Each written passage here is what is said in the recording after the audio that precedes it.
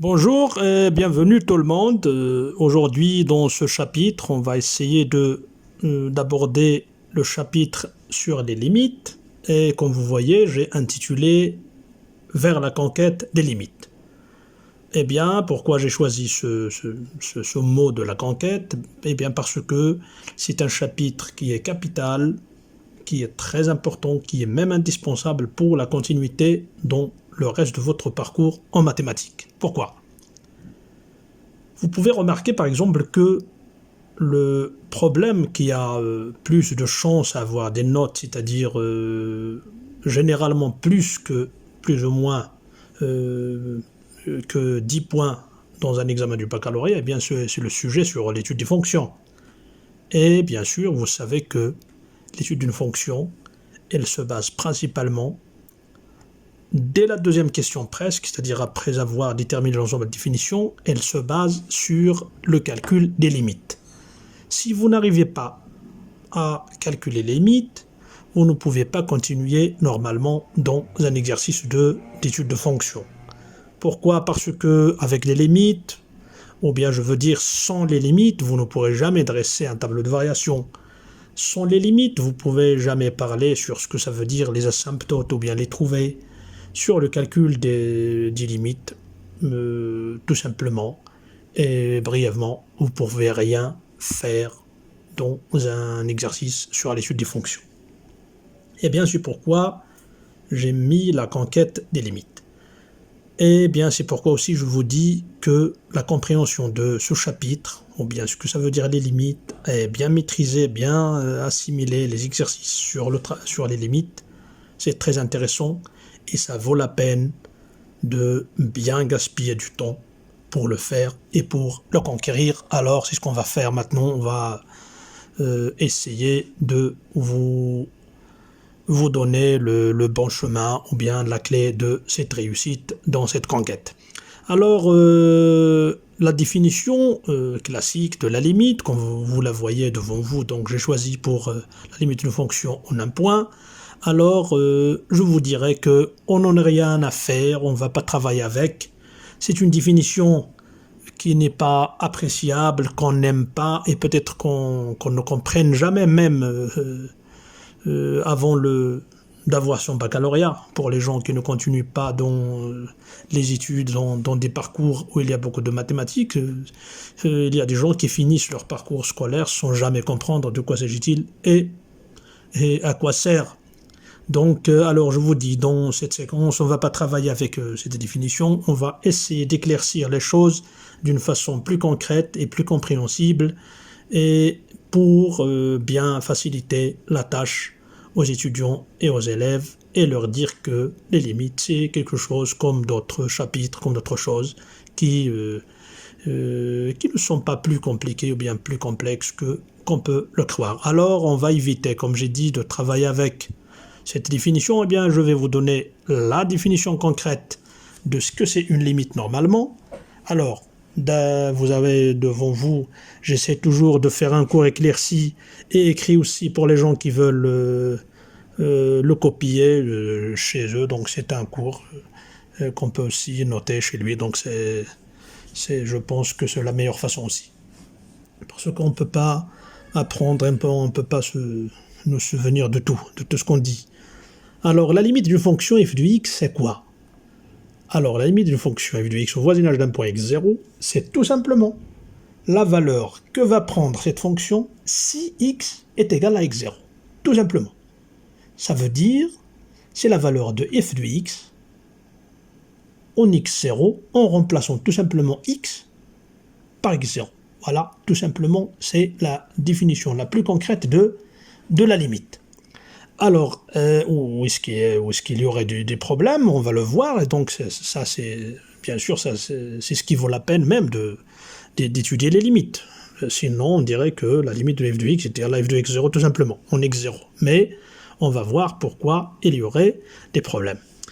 Alors, on note la limite généralement en minuscule, donc L, I, M, de x dans la flèche, ce n'est pas la flèche de l'implication, c'est une flèche simple, x tend vers x0, on dit x tend vers x0, c'est-à-dire il peut être égal à x0, mais il se peut qu'il ne soit jamais égal à x0, mais il est le réel le plus proche de x0 en f de x. Et on lit la limite de f de x quand x tend vers x0. Alors, très bien. Ce qui est intéressant et ce qui demande normalement l'étude, c'est au voisinage de l'infini, comment se comporte une fonction. Au voisinage de l'infini, qu'on ne connaît pas. L'infini, c'est quelque chose d'abstrait, c'est quelque chose qu'on ne pourrait jamais atteindre, alors c'est là qu'on va essayer un peu d'éclaircir les choses. Alors moi, je vais le faire d'une façon un peu encore plus simplifiée, plus concrète. Alors imaginez-vous par exemple que vous habitez dans la maison en noir, c'est-à-dire au milieu, vous avez un voisin à gauche et un voisin à droite. Alors avec un voisin, et dans les limites, ou bien on va pas dire les limites, dans les frontières avec le voisin, il y aurait toujours un problème. Parfois, vous avez des voisins qui sont très gentils, comme vous, qui sont compréhensibles, donc alors vous arrivez gentiment et simplement de régler votre problème. Mais ça ne veut pas dire qu'il n'y en aurait pas.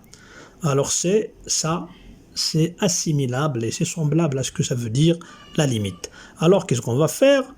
On va assimiler les frontières entre vous et votre voisin dans les deux côtés avec le moins l'infini et plus l'infini. C'est-à-dire, si vous arrivez à régler vos problèmes avec le plus facile possible, donc la limite, elle est aussi la plus simple possible. Donc, un exemplaire comme ceci, ça, c'est semblable à une fonction qui est très simple. Alors moi, j'ai pris l'exemple de f de x est égal à x plus 1. C'est une fonction très simple, une fonction polynôme de degré 1. Donc la limite, c'est facile. Quand x est égal à l'infini ou bien tend vers plus l'infini, f tend vers plus l'infini. Quand x tend vers moins l'infini, f de x tend vers moins l'infini. Et voilà pourquoi je vous ai dit que qu'il y a des fonctions qui sont très simples. Donc on peut calculer la limite très facilement, en une seule étape. Alors maintenant, contrairement à cette situation, si vous habitez par exemple un immeuble où il y a beaucoup de voisins, voilà comme ici, il y a des voisins à droite, des voisins à gauche, en haut, en bas, dans tous les sens, alors là, les choses deviennent compliquées. Pourquoi ? Parce que ce n'est pas le même comportement que vous allez faire avec un voisin qui est gentil, qui est compréhensible comme de l'autre exemple, ou bien même dans ce cas-là, avec un autre qui est un peu agressif, ou bien qui ne veut jamais vous comprendre, ou bien qui cherche toujours à créer des problèmes. Voilà, encore là, vous allez imaginer que vous avez affaire à une fonction qui est un peu compliquée. Dans le domaine de définition, il est divisé en beaucoup d'intervalles, c'est-à-dire qu'il y a beaucoup de bornes, donc vous allez assimiler les bornes de vos intervalles aux voisins, aux frontières avec les voisins. Voilà comment vous allez comprendre mieux les limites. Alors, cet immeuble devant vous dans l'image, c'est un exemple un peu pour l'illustration. Alors, j'ai pris une fonction qui est un peu compliquée, f de x est égal à racine de x carré moins 1 par exemple, sur x moins 2, facteur de x plus 4, facteur de x moins 3. Alors déjà, l'ensemble de définition de cette fonction, elle est très compliquée, comme vous allez voir. Voilà, le d de f est égal, moins l'infini, moins 4 non compris, union, moins 4, moins 1, le moins 4 non compris, le moins 1 il est compris, union, l'intervalle 1, 2, le 1 compris, le 2 non compris, union, le 2 et le 3 non compris, les deux, union, le 3 moins plus l'infini qui ne sont pas compris. Alors déjà un domaine de définition comme celui-là, alors à chaque borne de chaque intervalle, on doit calculer le comportement, comment se comporte la fonction. Voilà, c'est semblable à votre comportement à chacun des voisins qui sont différents d'habitude, de tendance et tout. Donc c'est voilà comment vous pouvez comprendre les limites. Alors maintenant, pour cette fonction, on doit calculer la limite en moins l'infini, en moins 4, en moins 1, en 1 en 2, en 3, en plus l'infini, en 2 avec des valeurs négatives, c'est-à-dire inférieures à 2, avec des valeurs supérieures à 2. Voilà, c'est déjà l'impression que vous allez avoir sur la limite. Donc la limite, ça veut dire quoi? Ça veut dire le comportement de la fonction dans des zones qui sont particulières. Mais ce qui est intéressant, bien sûr, à part ça, c'est commode. La limite d'une fonction dans un point qui n'est pas particulier, c'est-à-dire où il n'y a pas de problème, c'est la f de x, donc il n'y aurait pas de problème. Donc l'importance de l'étude des limites, c'est de pouvoir savoir le comportement de cette fonction au voisinage de ces points qui sont particuliers, ou bien ce qu'on appelle les bornes. Et c'est ce qu'on va voir tout de suite. Alors, la question qui est logique, c'est pourquoi donc ce calcul de limite? Donc, je viens de répondre un petit peu à la question, mais on va maintenant répondre d'une façon plus réaliste. Alors, quand une fonction n'est pas définie en un point, c'est-à-dire comme on vient de voir dans l'exemple des intervalles de l'exemple précédent, alors on a besoin de savoir la valeur de cette fonction au voisinage le plus proche et le très proche de ce point. Bien sûr, quand elle n'est pas définie en un point, alors on va voir à gauche et à droite du point en jeu. Voilà la première cause de pourquoi calculer la limite. Le deuxième pourquoi, ou bien la deuxième réponse à la question, c'est au voisinage de l'infini. Quand il y a toujours les infinis dans l'ensemble de définition d'une fonction, on aurait toujours besoin de voir le comportement de cette fonction au voisinage des réels de très grande valeur, en valeur absolue bien sûr, c'est-à-dire qui sont très négatifs ou bien qui sont très positifs, c'est-à-dire en mathématiques au voisinage de moins l'infini et de plus l'infini. Voilà le pourquoi du calcul de cette limite. Eh bien parce que, bien sûr, le pourquoi indispensable, c'est tout simplement pour écrire des données qui nous sont nécessaires, mais qui ne sont pas admis logiquement en mathématiques. Alors en résumé, vous pouvez noter même le résumé, le calcul de limite, c'est une manière d'écrire des données non admises logiquement, mais qui sont nécessaires pour travailler d'autres choses, ou bien pour résoudre des problèmes mathématiques. Voilà pourquoi on est obligé, et c'est indispensable, de travailler et de calculer les limites d'une fonction au voisinage des points particuliers et au voisinage des infinis lorsqu'ils sont dans le domaine de définition. Alors maintenant, on va voir un exemple de ceci sur ce résumé où on a dit des choses qui ne sont pas admises logiquement. Par exemple, on n'accepte pas mathématiquement d'écrire 1 sur 0, c'est pas acceptable. On ne peut pas l'écrire comme ça d'une façon qui est étendue, c'est-à-dire qu'on peut accepter mathématiquement. Mais, au contraire, on peut écrire sans aucun problème, et très logiquement, que la limite de x tend vers 0 plus, par exemple, de 1 sur x, c'est égal à plus l'infini. Alors, le x, maintenant, c'est le 0, quand x tend vers 0, c'est-à-dire x, elle est au voisinage de 0. On peut écrire ça, ce qui est en rouge ici, c'est très logique, mais on ne peut jamais écrire 1 sur 0. Et depuis les premières années de l'école, on nous dit toujours que la division par 0, elle est impossible, c'est-à-dire on ne peut pas diviser par 0. Et c'est impossible aussi, même après le baccalauréat, même lorsqu'on connaît et lorsqu'on sait calculer des limites, ce n'est jamais possible de diviser par 0. Mais, au contraire, on peut trouver des limites au voisinage de 0, c'est-à-dire on peut diviser par un nombre qui est très proche de 0, et c'est ce qu'on va voir maintenant dans des exemples de calcul de limite. Maintenant, pour le calcul de limite, il y a une règle de base, c'est-à-dire la règle par laquelle on doit toujours commencer. N'importe quelle situation, n'importe quel exercice, n'importe quel cas, on commence toujours par cette règle de base. Pour calculer la limite d'une fonction f de x en un point x0, on procède toujours, premièrement, par remplacer x par x0 dans la définition de f. Je veux que n'importe quelle fonction, n'importe quel cas, on commence toujours par remplacer le x par x0 au voisinage duquel on veut calculer la limite. Et là, encore, en fonction des problèmes qu'on rencontre, alors là, on va penser comment nous en débarrasser. Et maintenant, on va voir avec une application de ce qu'on vient de dire, de toute cette théorie, de sa blabla de l'introduction. Alors on prend une fonction f de x est égal à x carré moins 2 sur x moins 2. Voilà. D'abord, toujours la première question prépondérante, même si on ne la pose pas dans un exercice, c'est de trouver le domaine de définition. Là, c'est une question qui est toujours incluse dans un exercice. Quoi qu'on ne nous demande pas de le faire, on doit le faire. d de f, dans ce cas, est égal à moins l'infini 2, qui n'est pas compris parce que le dénominateur ne doit pas être nul, union le 2 plus l'infini, bien sûr, le 2 encore n'est pas compris. Voilà. Alors,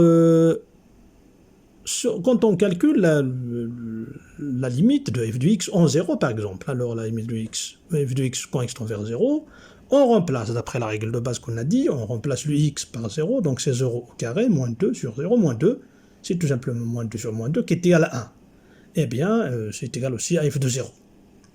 Ça, on va le voir encore lorsqu'on parlera dans une autre séance sur la continuité des fonctions. La limite de f de x, quand x tend vers 10 encore. Alors c'est 10 au carré, moins 2 sur 10 moins 2, c'est 98 sur 8, c'est un voisinage de 12,25, égal 12,25. C'est aussi égal à f de 10. Voilà.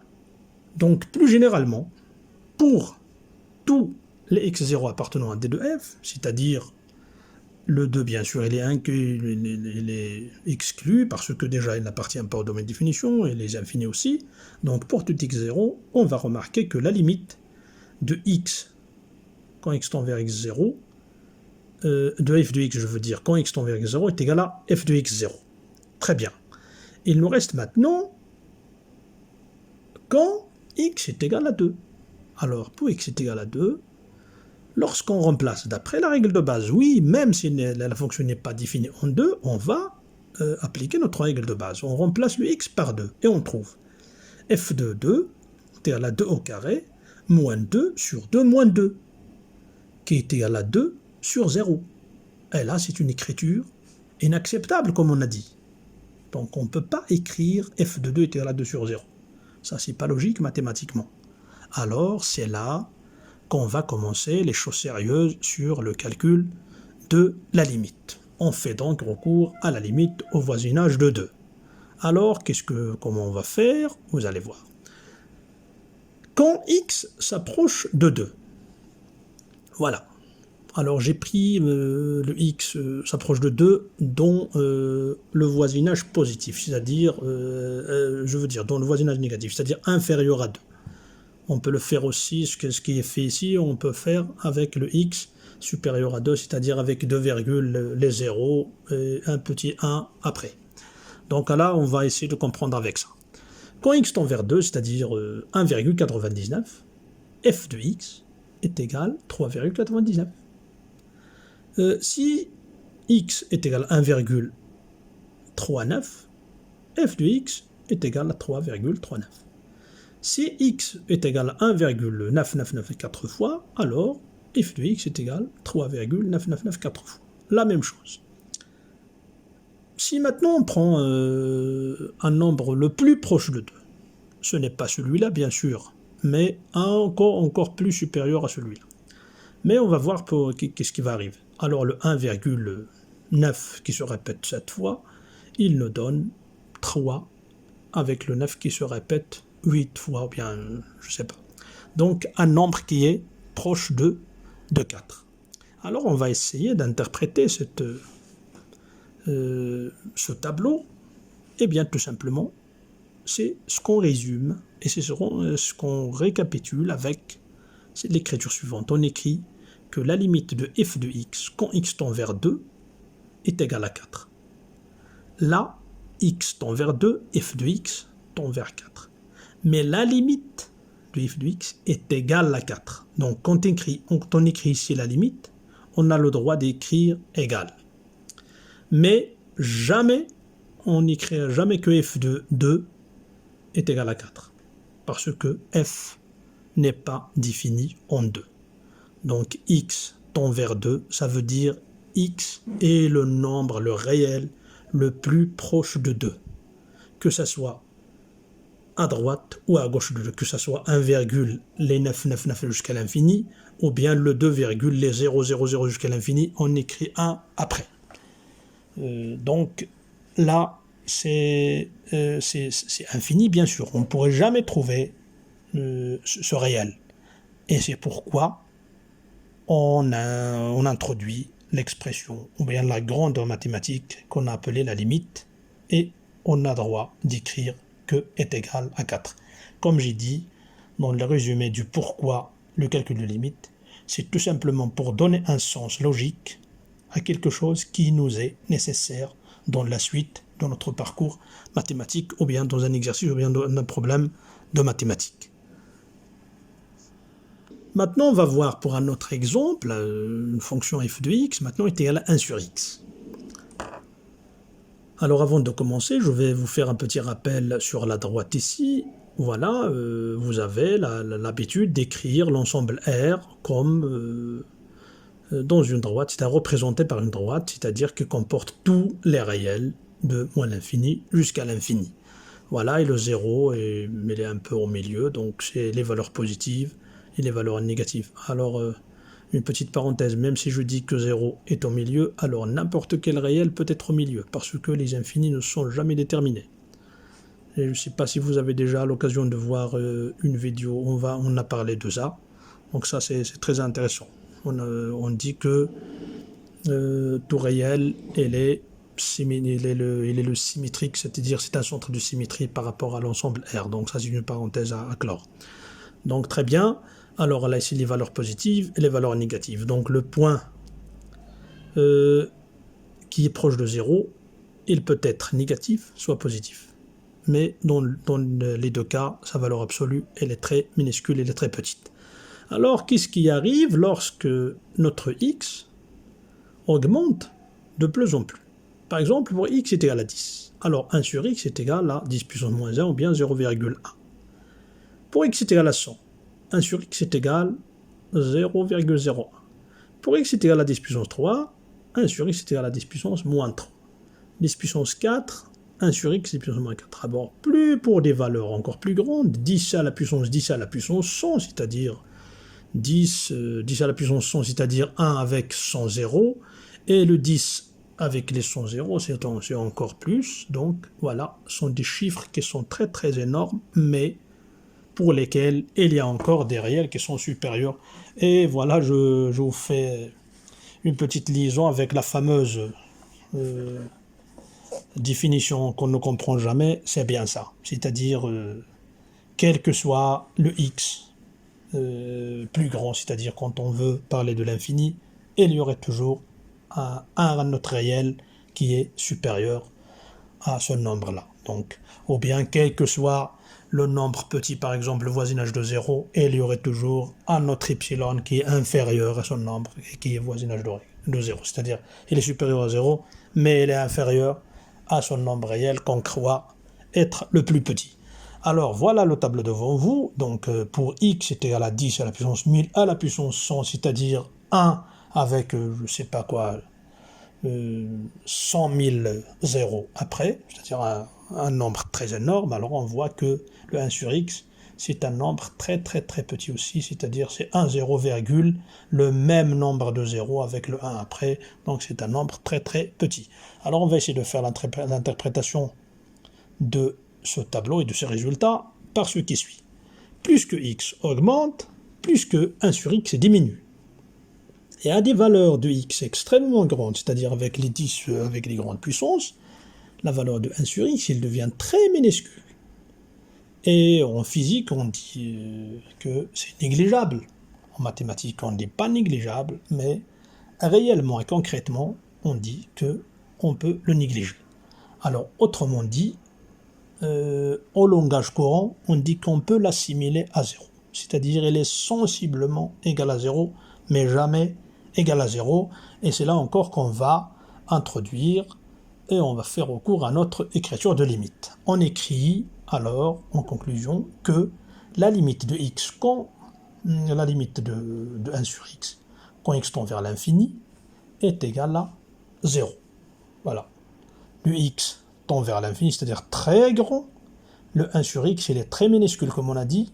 On peut le négliger, on peut l'assimiler à 0. Mais maintenant, quand on parle de limite, on a le droit d'écrire égal ici. Un égal très cartésien, c'est-à-dire égal. Ce n'est pas tend vers. Le tend vers, on l'écrit ici. On n'écrit jamais égal ici. X tend vers l'infini, c'est-à-dire il ne pourrait jamais atteindre l'infini, mais il ne peut jamais atteindre aussi 0 ou bien un nombre lorsqu'il n'appartient pas au domaine de définition. Comme le 1 sur x aussi, le 0 n'appartient pas au domaine de définition. Donc si on écrit ici 0, c'est x tend vers 0. Il ne serait jamais 0. Mais en écriture de limite, on écrit égal. Voilà, c'est très bien pour les deux exemples. Et j'espère très bien que l'idée de ce que ça veut dire la limite est un peu proche, est un peu devenue simple à comprendre. Et on va voir la suite. Voilà maintenant la question qui est très importante, mais à laquelle on ne va pas répondre dans cette séquence, mais dans la séquence qui va venir. C'est quoi? Parfois, dans des limites, on ne tombe pas sur des choses qui sont réelles, comme on vient de voir avec le 1 sur x en plus infini ou bien 0. Parfois, on tombe sur des cas qui sont très délicats, qui sont idéaux et qui ne sont pas calculables et qui ne sont pas, on dit, qui ne sont pas déterminés. On les appelle les formes indéterminées. Voilà.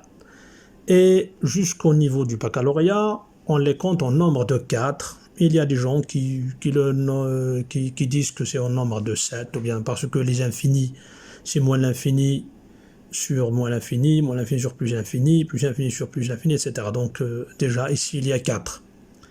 Donc 4 et encore les 3, c'est-à-dire 7. Mais généralement, c'est ça. Alors là aussi, c'est la vraie conquête des limites, des formes indéterminées. Et quand on a affaire à ce genre de situation, le calcul de limite n'est plus aussi évident que ça peut apparaître. Et on appelle des situations, comme j'ai dit, des formes indéterminées. On les compte en nombre de 4.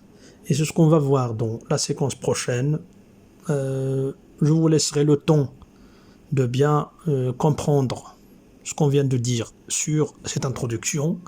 Et vous allez voir que ces formes indéterminées qui font peur et qui même parfois sont la cause de la déviation de plusieurs étudiants au parcours des mathématiques après le bac, mais vous allez voir que pour tous les problèmes, il y a des solutions.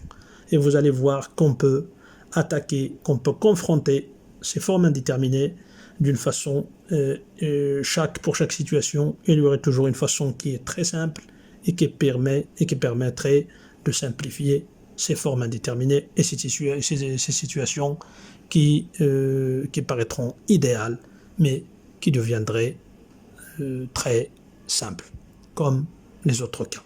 Alors, bon courage et à bientôt. J'espère que vous aurez bien l'envie de suivre ce chapitre jusqu'au bout, parce qu'il y aurait encore d'autres séquences. Et à ce temps-là, je vous laisse et bon courage.